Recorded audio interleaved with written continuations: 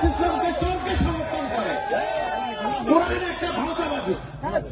কোরআন একটা ভাওতাবাজি জামাত ইসলামের।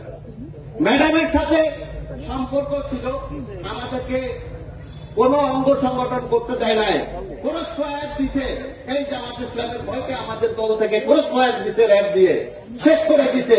যুবদল করতে দেয় নাই, ছাত্রদল করতে দেয় নাই।